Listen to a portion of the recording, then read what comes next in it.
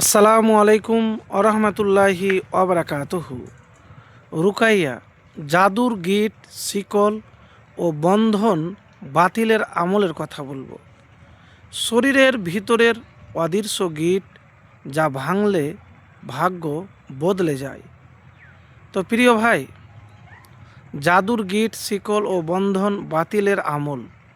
সিহরের গিট খোলার আয়াতসমূহ। জাদুগ্রস্ত মানুষের শরীরে বাস্তবিক গিট উকাদ তৈরি হয়, যেগুলো শরীরের ভিতরে ব্যথা, চাপ ও অস্বস্তি সৃষ্টি করে। অনেক সময় আক্রান্ত ব্যক্তি অনুভব করে যে তার শরীরে যেন বাঁধা আছে, ভিতরে যেন চর্বির থলির মতো কিছু জমে আছে। আপনি কি জানেন, বেশিরভাগ জিন শরীরের সাথে শক্তভাবে লেগে থাকে, আর তাদের সবচেয়ে বড় ভরসা এই গিট বন্ধনগুলো। এমন ঘটনাও আছে যে একজন নারী দীর্ঘদিন বিয়ের পর বাঁধার জাদুতে ভুগছিলেন। অনেক রাকি ও ক্লান্ত হয়ে পড়েছিলেন, কিন্তু যখন শরীরের গিটগুলো ভাঙতে শুরু করলো, অল্প সময়ের মধ্যেই তার বিয়ে হয়ে যায়।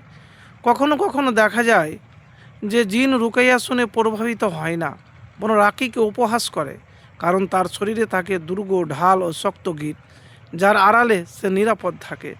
তাই অনেক সময় গিট ভাঙা, ধ্বংস ও বিস্ফোরণের আয়াতগুলোই রুকাইয়ার সবচেয়ে গুরুত্বপূর্ণ ধাপ দাঁড়ায়। সন্তান না হওয়া, বন্ধ্যাত্ব, গর্ভধারণে বাধার বেশিরভাগ জাদুর মূল কারণই এই গিঁট ও শয়তানি দুর্গ। বহু মানুষ দিন রাত অসহ্য যন্ত্রণায় ভুগছেন। যেদিন তাদের গিঁট ভেঙেছে সেদিন আর এমন স্বস্তি পেয়েছেন যা আয় কখনো অনুভব করেনি। তো প্রিয় ভাই, আমি আপনাকে বলবো যে সর্বপ্রথম সূরা নাস 3 বার, সূরা ফালাক 3 বার, আর সূরা ইখলাস 3 বার, সূরা ফাতিহা 3 বার, আয়াতুল কুরসি 3 বার, আর দুরুদে ইব্রাহিম 3 বার। এবার একটি দোয়া বলবো, আল্লাহুম্মা রাব্বান নাস আজিবিল বাস ইসফি ওয়া আনতা সাফি লা সিফা ইল্লা সিফাউকা সিফান লা ইউগাদিরু সাকামা পড়ে আপনি শরীরে সকালে সন্ধ্যায় ফুঁ দিবেন এবং ভরসা রেখে করবেন। আর এতটুকুন বলবো, যেসব আল কোরআনুল কারিমে, কোরআন মাজিদে আপনার জাদুর আয়াতগুলা রয়েছে, সেই আয়াতগুলি যেরকম আনকাবুত, সূরা তহা, এইসব সূরা আম্বিয়ার আয়াতগুলিকে পড়ে আপনি শরীরে ফুঁ দেবেন। যদি না পারেন তো প্রথমে যে আমলটির কথা বললাম ওই আমলটি আপনি করবেন। যে আমলের কথা প্রথমে বললাম ওই আমলটি আপনি করবেন।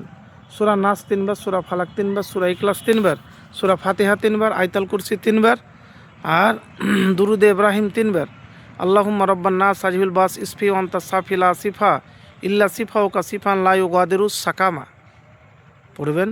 লা ইলাহা ইল্লা আনতা সুবহানাকা ইন্নী কুনতু মিনাজ জালিমিন 3 বার দিয়ে সকালে এবং রাতে ফুঁ দিবেন।